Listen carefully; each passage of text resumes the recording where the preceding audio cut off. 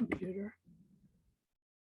Hello, and welcome to Geeks Assembled Audio Heads. And this week we are endeavoring to touch upon the life of the War Doctor. This is the beginnings of the War Doctor, moments after the events of Night of the Doctor, and quite a remarkable set of books. They reference Morbius, they reference the Gallifrey series, they reference a bunch of different things, and I'll get into all of that. But first of all, here's Lee. Lee, what's your opening thoughts on the War Doctor beginnings of? Well, it was inevitable that they would come back to the War Doctor at some point. Yep. Big shoes to fill. Sir John Hurt, sorely missed. Oh my God. And if you've ever listened to the 4 box sets he did for Big Finish, the War Doctor box sets, brilliant. But they were set in his later life, with the War Doctor's later life. This more towards the Eccleston than closer to Eccleston than McGahan. Yeah, I mean, as you can see with the cover, it's a younger version of Mr. Hurt, of the War Doctor. Yep. At least they've been allowed to use his image. That's a good thing. Yep. And they've got a young impersonator, impressionist, voice actor, call it what you will, who is channeling yep. the voice spirit of John Hurt. Yep. Seriously. Because it's audio, so there's no visuals. But as soon as Jonathan Carley, that's his name, starts talking as the War Doctor, you just picture John Hurt. He doesn't miss a beat with the voice. He nailed it. He nailed it from the first few minutes into this. He was the War Doctor, the John Hurt version. It was just amazing talent to do that, and to draw you in as well. To draw you in and to get involved. And this is a new era, new chapter for the War Doctor. John Hurt, set the foundations. Jonathan Carley is building it up. Yeah. As I say, there's 3 stories in this. Of course, there's Daleks in it because it's the Time War. And if you don't have the villain in the Time War, then why have the Time War? Exactly, I know it does annoy me about the Time War, because there are villains out there in the Time War as well. The Time War affects everything, but it's always got to be the Daleks. On some level, but there's the other thing is, it's like all the other creatures and everything else that's affected by the Time War. Just let Susan deal with that. Susan's in the Time War, all hands on deck, so Susan can deal with all of that. Yeah, I'm not really bashing that, but in my opinion, the Daleks have been overdone. They've been done. I know your opinion on the Daleks. They've been done to death. I mean, I know for a fact they're in every season of the TV series. Boring. Apparently, nearly every season finale. Boring. It's predictable. And in all honesty, I think Big Finish have really overused the Daleks just lately as well, because nearly every box set's got Daleks in them. Yeah, that whole thing with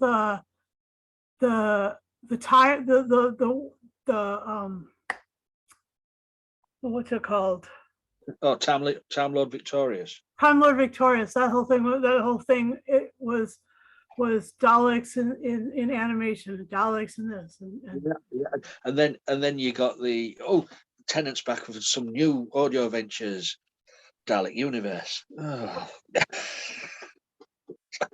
Please, No, give the Daleks a rest. I know people like them, but you can get bored of bored of a good thing, shall we say? Yep. Yeah, 3 stories written by Matt Fitton, Lou Morgan, and Andrew Smith. Yes, 3 different types of stories. So you get the Yeah. beginning, which is the after the regeneration, and the way he's acting towards the Sisterhood of Khan and the Time Lords. Yep. And then you get the second story where you get the return of a character from the Tom Baker days. The Tharials. But yeah, even Birrock, he was in Warriors Gate. Yeah, and Birrock played again by someone else, but Someone else, yeah. And then the third story, of course, is the Dalek story. Of course, which you have just mentioned your disdain for. No, not the story, just the overuse of Daleks all the time. Okay. If it's a good story, you can get dragged into it. Yeah. Which the third story is, the Shadow Squad, written by Andrew Smith, and Andrew Smith is an old hand at Doctor Who, going way back to the early 1980s, of course, with his Full Circle. Yes. And he has written some damn good stories for Big Finish, and he's done pretty well with the Dalek one in this one. But it's a good box set opener. I mean, they're on to the third box set now. So this is the first one. I've just recently arrived, the third one. Cool. I haven't opened it yet. Oh no.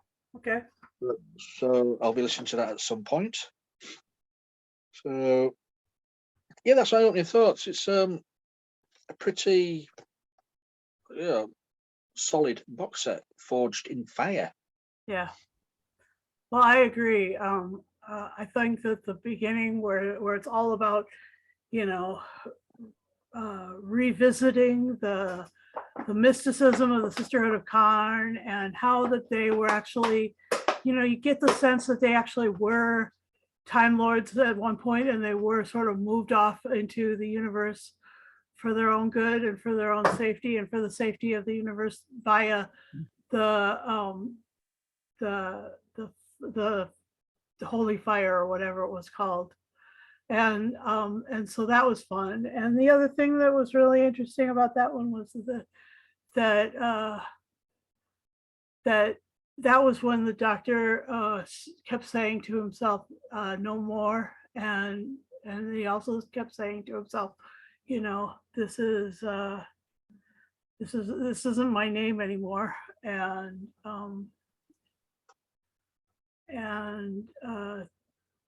there were a lot of little hints of the fracture of time because of the influence of this war. And the doctor goes and grabs the war doctor goes and grabs some weaponry that the Sisterhood has stashed. So that's also really interesting. And then the second story is all about this great it's kind of like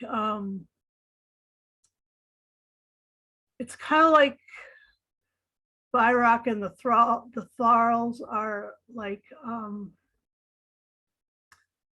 it's a bit like one of those things with a lot of sort of heisty things. It's kind of like Time Heist, or it's kind of like, well, I guess it is kind of like Ocean's 11, where all the stuff is just superfluous, but they're actually aiming at getting control or getting setting free to join them someone else. Byrock was done quite well, and you get the sense that he doesn't really remember Romana or K9, but he does remember everything in the gate and in the Warriors Gate, because that's where he was from. So yeah, that was kind of cool. And then the third one is all about,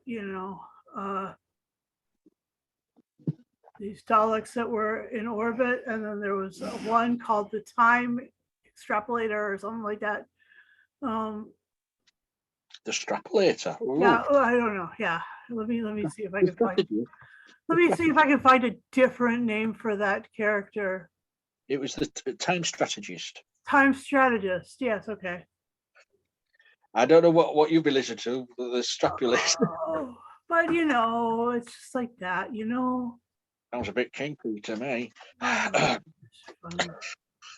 Anyway, yeah. So the time strategist was a new Dalek, and they didn't really describe him exactly, but they kind of did in a way. Let you know that he didn't look like anything else that we have ever seen. So that was good. And then suddenly he disappears because they've rewritten that moment. And erased time. There were a lot of things. There was a whole group of people there that had been, set there for a long time, long time. And then boom, they are disappeared off of time.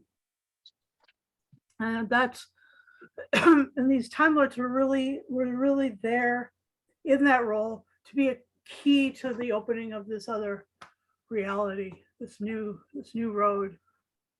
And I don't know, that was really influenced a lot by, it seemed like it was influenced a lot by the idea of, or maybe it who knows what influences what, but Loki. Got the sense of Loki in that one because there was a bunch of different things and a bunch of different possibilities, and But this would be for Loki. I understand, but it's just go with this thought, Lee. Just go. All right, okay. Because it was all right. So maybe it inspired Loki. I don't know, but people have been writing these Time Lord stories for a really long time, like that particular writer, and so of course we've got people who are used to telling stories in time, and so they of course they will come up with a similar reality shift thing to Loki or to Back to the Future, because usually these things to do with Time Lords have sort of a more flexible point of view about the way time works. But this is straight up like that alternate reality, those butterfly effects and stuff like that. Interesting. So this people group were there all the way since childhood. You get the sense they were a bit like Jedis. Yeah. So anyway, that was fun. What else? Oh yeah, I remember all these things were directed by Louise Jameson, and Louise Jameson is doing some stuff now in the director chair. And I think she's she's directed the others as well. I mean, it sure as heck needed to happen because she is really quite an amazing lady, and I like her vision for this, or her audition for this. I don't know. That was a weird word. I'm making up words these days because I don't really remember words. Anyway, oh, it's fun. It was so fun. And the other thing is that the story, I mean, it packs quite a punch. You get to like a certain character and they're gone. And that's just like, oh. But that actually means that there's real jeopardy in this war. That shit is really going down. That it's not just sort of like, everything gets retconned at the end. It's like anything that was retconned has probably died off or sacrificed or had to do something really terrible. And that's like, oh, it's good. Anyway, and it's 3 1-hour long stories, so it's very much like a 3-parter in the new series because of the timing and all of that. And because Colin Baker isn't in it. Uh, so I just enjoyed it a lot, and I love the reimagining of the Daleks, and then the addition of more sound effects to the Daleks, and then also um, the recreation of the War Doctor and of Byrock. So with all that said, shooting it back over to Lee for favorite things, or what do you think about it? Well, I enjoyed it because when you look at it, I think they must be doing. Are they going to do 4 box sets of the War Doctor Begins? Like they usually do 4 box sets, don't they? And then they do volumes 2, don't they? Box sets, sort of thing. Yeah, So yeah, if you look at it that way, you're getting 12 stories in yeah, 4 boxes, which is a season. So yeah. we're getting a full season of War Doctors. So Fantastic. you And know, like it's right after all of the Paul McGann stuff. So, and because it links so well, that's just neat when they can plug it in together, and you got a lot of energy in there. Go ahead. yeah. Who needs vision? That's right. Audition. I just made up a word. It's called audition. Audition. Yeah, I mean, so you've got Light the Flame, Lionheart, and the Shadow Squad. And Lionheart because they look like lions. The Tharrells, yeah. I was quite surprised and quite happy when I found out it was the Tharrells, and then it was Birroch. Uh-huh. I thought, well, yeah, because Tom Baker was my favorite. Like right to K9 and Romana, and then of course linked to Tom Baker then, and then Yeah. oh my god. But I like the first story as well. As you say, it's not a regeneration story. It's the aftermath of the regeneration. Him coming to terms of becoming a warrior. Is it a warrior or a fighter or whatever? Warrior, you're right. And they say you've got Sister of the Can in that, so you've got all that stuff of the what do you call them? Mystical. Yeah. They're sort of mystical, aren't they? And the Keepers of the Flames. Keepers of the Flame. And then you get the third story was the Daleks. So you've got something that harks back to the history of Doctor Who. Sister Oda Khan, the Tharrells, and the Daleks. So it's got this box set has got history. Uh-huh. And you throw the War Doctor into this. And it always makes me laugh though, because he says, "I'm not the Doctor anymore. I do not go by that name anymore." But everybody still calls him the Doctor, and he answers. Well, yeah, you're gonna answer. It's good. I no longer known by that name. Doctor, yes.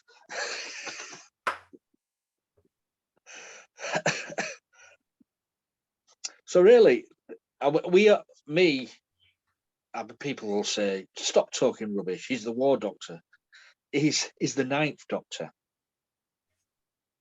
He's whatever. He just is. Yeah, he's whatever. He's the 9th Doctor." Yeah, but he doesn't even have to fit in exactly perfect there either.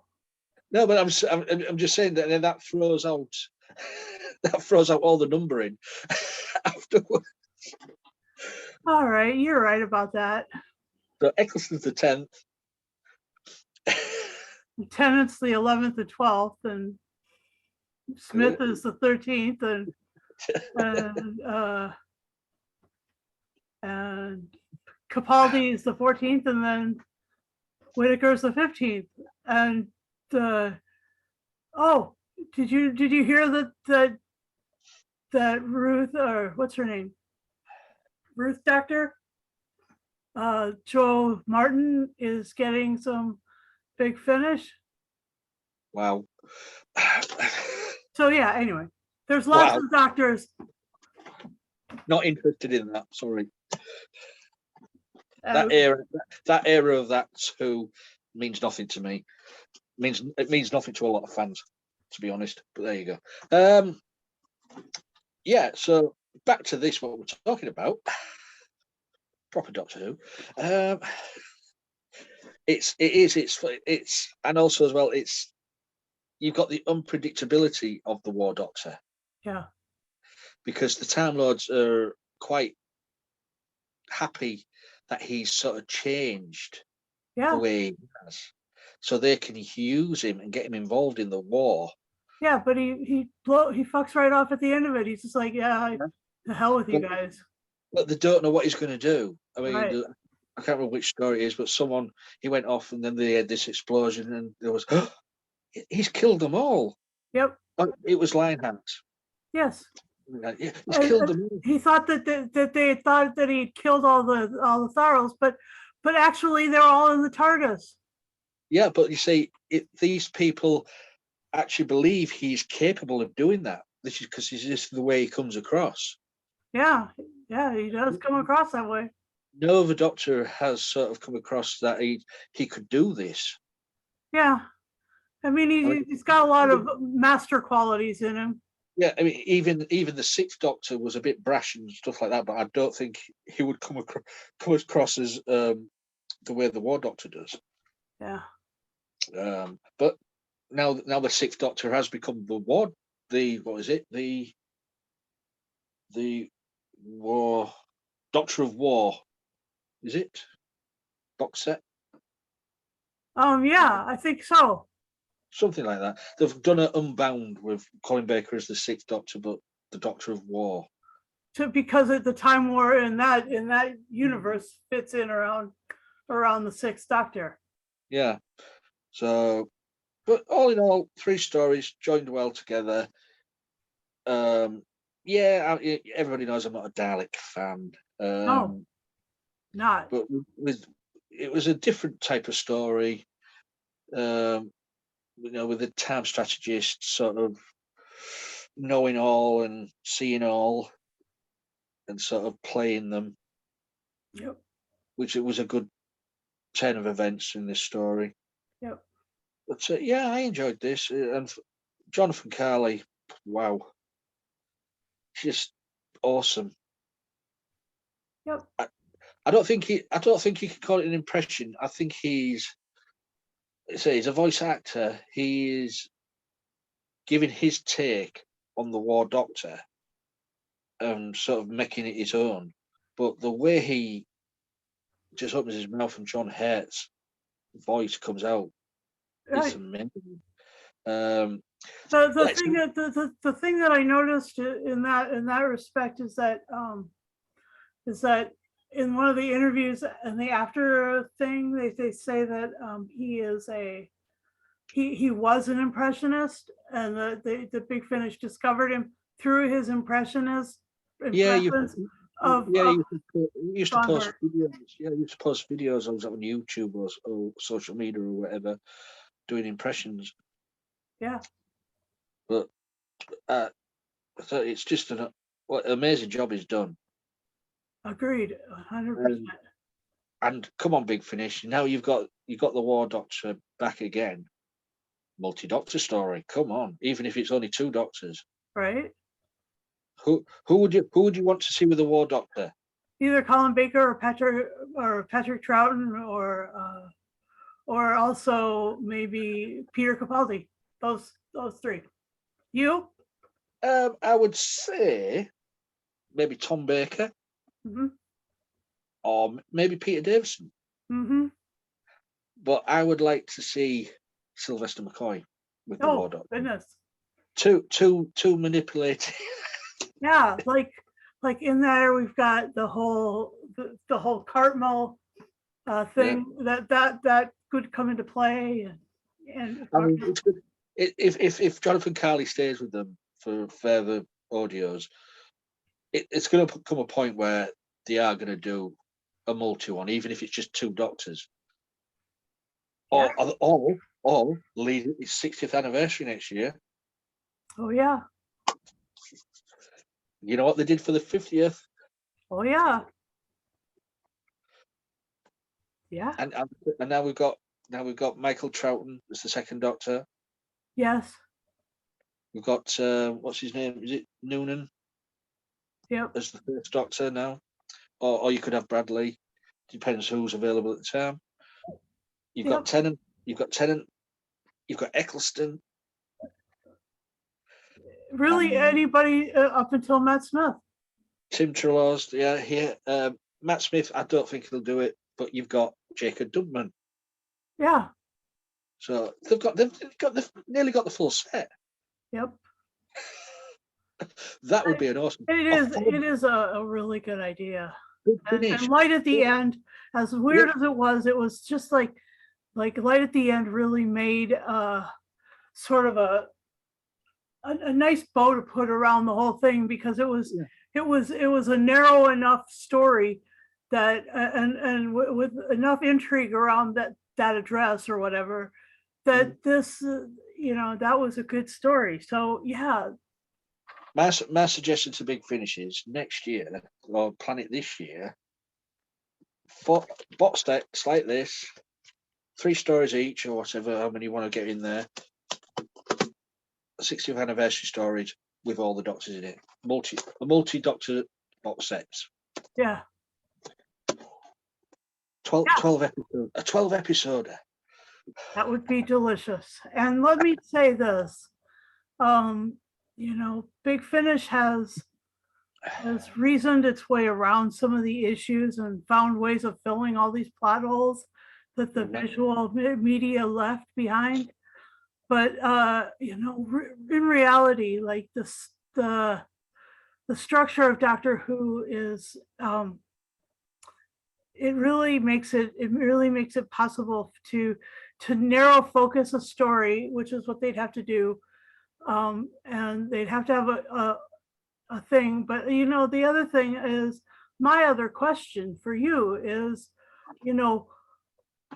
besides the Daleks, which obviously are going to be involved on some level in the rest of the Doctor Beginnings, the War Doctor Beginnings, what other villain do you want to see, or what other monster or intelligence would you like to see him come up against? The War Doctor. Yeah. Oh God. I think the Great Intelligence would be great. Yeah, that would be fun. Let's think. How about the war? What's his name? The guy in the War Games. Oh, the War Chief. The War Chief. War Chief. That's the one. Yeah, I don't know about that. I would the Routons. The Routons? The Routons, yes. Really? Yeah, well, because we know the Sontarans were involved in the Time War. Yeah. At some point, you see, it has been stated.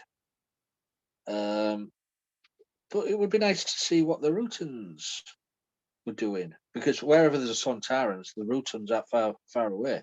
Yeah, because they're always at war. I mean, they're always at war. So, that would be interesting if the War Doctor came up against the Routons in some way. Oh yeah. Oh yeah. Yeah. So this, but it's the Daleks in nearly every single one. Because let me just have a look. Is the Daleks in box set 2?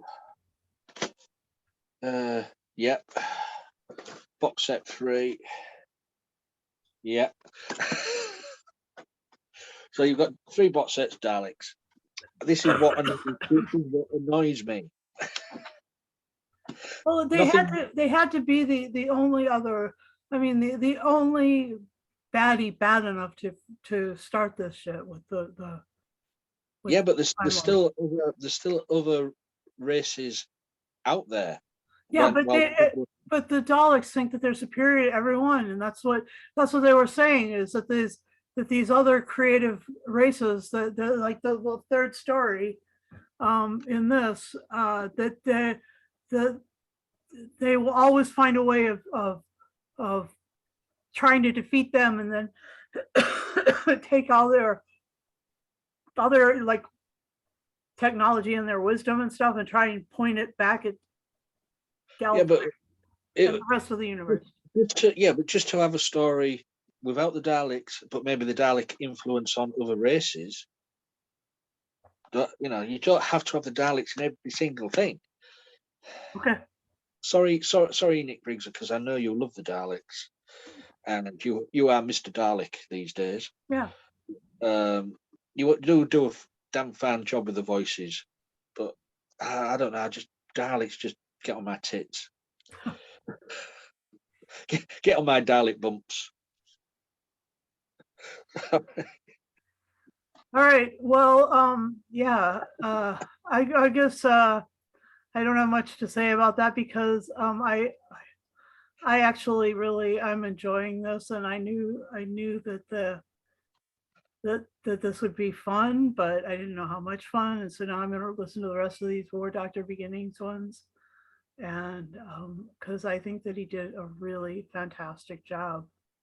And also, they've gone for the younger version of Hurt there. Yeah, So it's heard like pre Naked Civil Servant.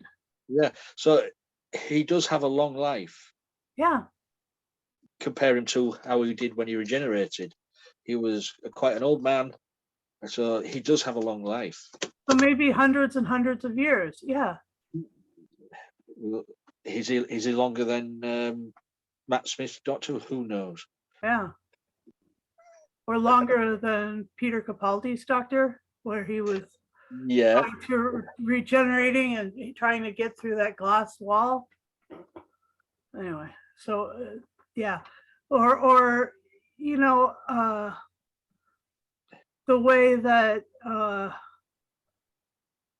that Tom Baker's Doctor seemed to be a lot older, like a lot older, like he lived hundreds and hundreds of years too. Yeah, it's amazing. Anyway, so yeah, the other thing that I really enjoyed about this was the energy that the female characters brought to it, like Ann Anderson and Adele Anderson, and they played Lethea and the Elementals, and then Adele played Commodore Tamison, and also there was Helen Goldwyn as Commander Sanmar. There's like all these female warriors, time warriors. Chris Jarman played Cardinal Rasmus, and it was good to have this is actually bringing new characters in. And then there's Valletta and Ohila, Marilyn Davy, and Veronica Roberts, and Tracy Wiles played Draven or Shira or the Sentinel, and Kit Young played the Trestor. I mean, like so many, amazing, powerful female characters in this, and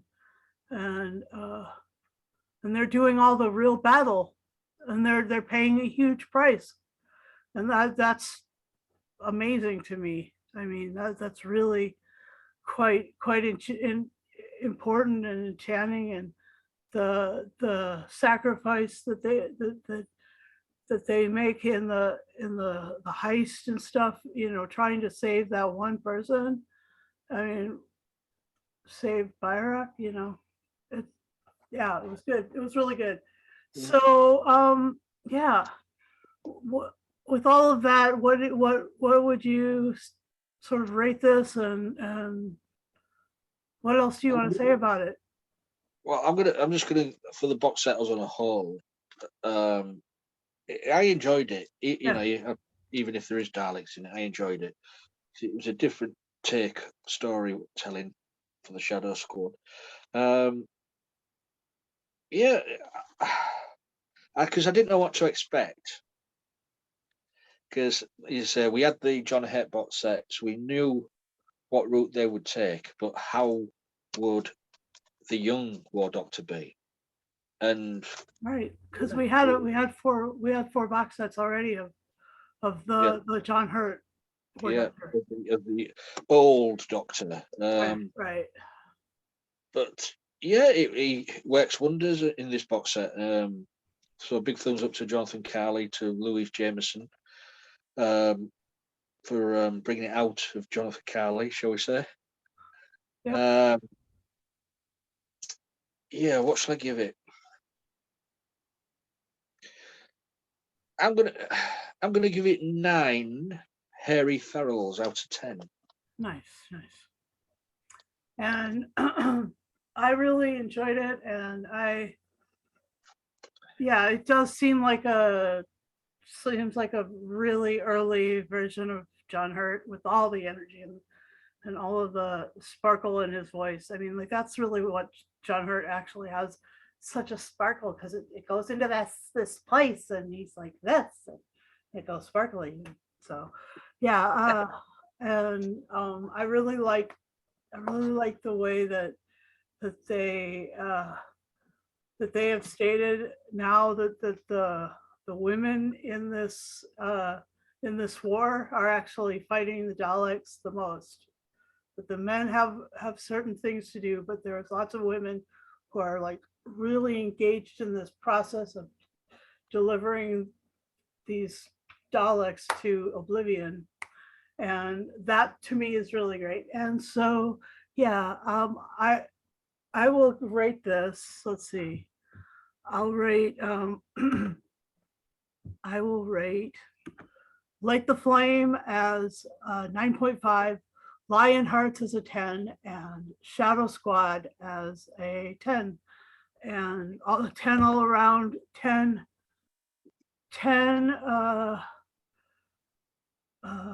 what do they call it? Oh, Dwarf Star Alloy or whatever. Dark Star Alloy. Yeah. Which is the only way you can hide something from the Time Lords and hide something from the Daleks, apparently. Just like and it tends to bring the universe a little closer together. If you remember, the truth about this thing is that it actually causes universes to come together. Yeah, and I know it's a bit like a nuclear bomb, but let me tell you about nuclear. Later on this evening, we're going to be discussing Chernobyl. So speaking of dwarf star alloys that bring things together, we got a bang for you guys. And so for all of that, 10 out of 10, the whole thing, and 10 out of 10 from Lee. And I'm just really glad that you guys came and watched this video. We love it, and we love John Hurt. I loved him ever since Naked Civil Servant. I mean, literally like that. It's like, and it's really fun, and he's such a flirt. He's so, I mean, it's just so gay. It's so fun. And let me see. The other thing that's really important is that Lee rated something with a Dalek a 10 out of 10. So fantastic. No, I didn't. I said it a 9. The whole thing? The whole thing. The whole box at a 9. Oh, I thought you. Never mind. The day I give a Dalek a 10. Yeah, that was what I was waiting for. That I even retconned that in my own head right then. The Daleks are bound and determined to win Lee over. I think that honestly, out of all of these things in 60 years of Doctor Who, I think that's really what the Daleks have been aiming for this whole time, is they want Lee to fall in love with them, and they've been working that way, trying to kill off other characters and maneuver him into the right position so that eventually, he's right there with them. Anyway, no. Right. So join Lee and I on this adventure. Contact us in the notes below, in the comments, or on his Facebook group, or the Twitter. You can drop him a tweet, DM him on the Twitter and say, hey, I want to join. Have a laptop camera and microphone, and or any device, camera and microphone. And please do be over 18. I mean, be your own age, but you're gonna have to be over 18 to join us because we don't want anybody to go, oh God, that they were talking about and stuff like that. So anyway, we just encourage you, and so like and subscribe, and please do hit the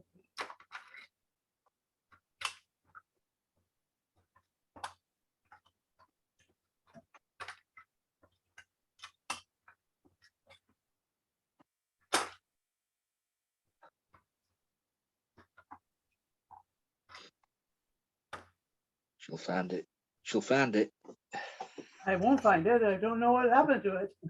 All right. Anyway, just hit the bell notification button, ding, and then please do give us thumbs up, and have a great night, everyone. Thanks for watching.